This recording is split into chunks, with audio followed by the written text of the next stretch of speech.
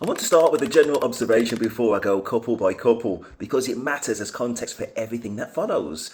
This was a genuinely good season, not just by reality television standards, but by the standard of actually watching interesting people navigate something real. The casting was strong. The couples were, for the most part, attractive people who had something about them. And that matters more than it sounds, because the whole premise of the show, fall for somebody before you see them, only works if the moment they finally meet each other, there's something there to work with. This season had that. Most of the couples looked at each other and had a genuine shot at a lasting relationship, or at least that initial interest, which may lead to something else. That is not as common as it should be on these types of shows. So right then, couple by couple, my honest takes. Here we go. So first, Joseph and Francesca. I'm going to start here because this is the easy one. My 100% stamp of approval. As close to a 10 out of 10 as you can give when two people have only just met each other. Joseph is a handsome man who appeared to be at the point in his life where he was genuinely ready to marry. Not ready to be in a relationship, ready to marry. There is a difference, and it was visible. Francesca, from everything she showed on screen, struck me as someone who has been raised to be a wife in the best possible sense of that phrase. Stable, grounded, warm without being naive. The kind of woman whose parents are still together, who holds that up as a standard. Not as a guarantee, but as something worth aiming for. Joseph clearly picked up on that, and his willingness to choose Francesca over Chevanique, who I want to be clear, I have no direct criticism of at all. She's genuinely also a lovely woman overall. It all came down to something subtle. Francesca was, from where I was sitting, the finished product.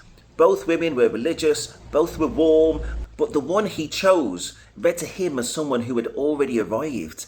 And I think he was right. So my prediction, will they last? I think they will last. And I give them a 10 out of 10 rating. Absolutely amazing. Very heartwarming and lovely to see their kind of progression on the show. Couple number 2, Ciara and Ajay. I've done a full video on Ciara separately, so I'm going to keep this brief. Ciara was absolutely true to herself throughout this show. She wanted a man who could finance a certain lifestyle. She said it continuously and very crystal clear. She did not hide it. In one sense, you have to respect that honesty. But my read, AJ knew what he was walking into. He saw it, he heard it, and he went down on one knee anyway. So whatever predictably happens from here is 100% on him, and I don't want to hear any hard luck stories down the line. Full accountability, my friends. There you go. I wish you the best. But the question is whether this is the version of AJ Ciara thought she was getting. The banking associate with a stable income is the same AJ she actually got, who is an ex-banker 6 months into building a fitness business, who is training for his Pilates qualification. Those are very different financial propositions. I think this one is going to blow up. I think the relationship will run its course, and he may well come relatively quickly, but I hope not. I hope both of them prove me wrong, and I think it'll probably be Ciara that walks away or puts a strain on the relationship initially. Again, I hope I'm wrong. But overall, and continuously throughout from episodes 1 to 10, I genuinely do not think he has built the assessment skills to have seen what was right in front of his eyes clearly enough to protect himself from this exact situation. So he's married what he married, and again, he should not complain when he gets what he got. My prediction, sadly, does not last 6 months to a year. We will see. Couple number 3, Jack and Faye. My heart is with Faye here. She came onto this show with a genuine want to be married, to be loved, to build something stable, and all of that is completely understandable. And she found a man who proposed, which means she crossed the line she came to cross.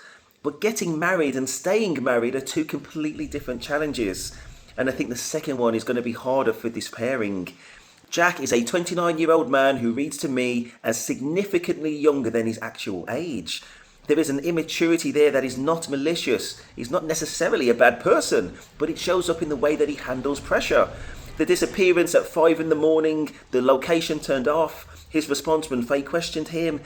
These are not the responses of a man who is ready to be a husband.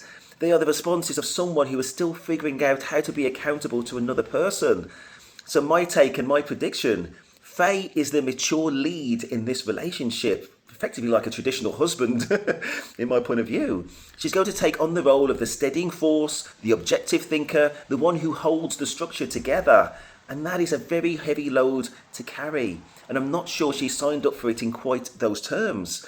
Jack's mother handed him over with a relief in my reading. And Faye is now the person responsible for what his mother was managing. I just hope Jack grows into what she needs. But I predict Jack walks out eventually, for a reason Faye will never fully get to the bottom of. But I genuinely hope I'm wrong on this one. Faye deserves the marriage she came here for. So my prediction, sadly, does not last, and Faye deserves better. Couple number 4, Sophie and Taylor. I want to give these two the time they deserve, because in my view, they are the best couple on the show, and it is not particularly close. Sophie is, despite her relative youth, one of the most balanced and grounded people on this programme. She owns her own home. She has her own stability that you can read. She did not come here looking for someone to complete her financially. She came here looking for a partner. That distinction between wanting a partner and wanting a provider is the difference between a relationship built on something real and one built on something transactional. Sophie is clearly in the first camp. There is pragmatism to her that is genuinely attractive because it is paired with a warmth and femininity. That combination is rarer than it should be. And Taylor, from everything I could see, is a man of substance. The message from his family, his brother, the tribute to his mother told you everything you needed to know about the kind of people who raised him and the values he carries. It genuinely touched my heart. He and Sophie meet in the middle in a way that I think is very rare. They look like they have fun with each other, they balance each other, and they both bring something to the table that the other person genuinely needs. Sophie's dad was worried. It made me laugh, but I totally understand. His daughter, young, getting married quickly to a man from Essex he has barely met. That worry is a father's love. But watching Taylor, I think he can relax. That young man and that couple have got it. My prediction, they will last. The real deal, 10 out of 10. Absolutely awesome. Couple number 5, Cuba and Ryan. I'm going to be honest, I'm relieved for Cuba that this did not work out. Genuinely relieved. Cuba did not do much wrong here beyond one thing: poor judgment in a man. Ryan was never there, he was completely closed off. He was not there physically, not there emotionally. He was going to be away for extended periods and expected the relationship to hold together around that. He came with a list of expectations, and Cuba bent herself to try and meet them, while the man she was bending herself for was showing almost no warmth at all in return.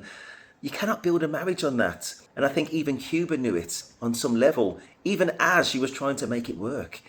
So my take, Ryan should not have signed up for this show at all. He was not in the right place in his life or his career to give another person what a committed relationship requires. Whether he knew that going in or whether he only figured it out once he was there, the result was the same. Cuba got nothing back. To his credit, he did not go down the aisle, ironically. Whether he did that for her or whether he did that for himself is another question entirely. But either way, Cuba is better off. That is the most important thing.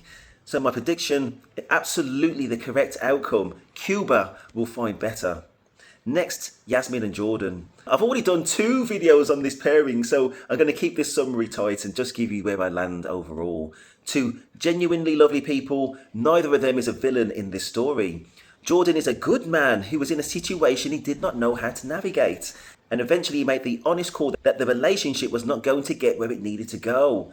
Yasmin is beautiful, intelligent, warm woman who came onto this show with the best of intentions. So my take and my view, I'm going to state this carefully because I mean this with respect. Yasmin was not ready to be married, not because she did not want to be, she clearly did. But sexual compatibility is not a minor element of a marriage. It is a central one. And the relationship between Yasmin and Jordan never had a foundation there. Jordan knew it. He could not say it, but by the time the gap was visible to both of them, it was already too late. They ended up exactly where they were always going to end up. I think the right next step for Yasmin is some form of counselling, specifically around confidence and intimacy. And I think the right partner for her is someone with the patience and lived experience to meet her exactly where she is. Probably going to be an older man who can read the situation and guide her via life experience. I do not think Jordan is that person. So my prediction, the correct outcome overall, the right person is still out there for Yasmin. So in conclusion, this is my full verdict on Love is Blind UK Season 3. Overall, and I mean this, Genuinely an excellent piece of television. The format works. The casting worked this season. And unlike some other shows in this space right now, there were actual human beings on screen you could root for and empathise with. Joseph and Francesca, Sophie and Taylor, those two couples alone made it worth watching. And the ones that did not work out, they were at least interesting enough to analyse. That is more you can say for a lot of television right now, Love On in UK. I have individual videos on Ciara, on Yasmin and on Jack if you want to see the deeper dives. Links are going to be in the description. And tell me in the comments if you disagree with any of my predictions, particularly on Faye and Jack. Oh my gosh, please Faye, I hope it works out for you, but I hope I'm wrong about that one. Please like and subscribe, and thank you for watching.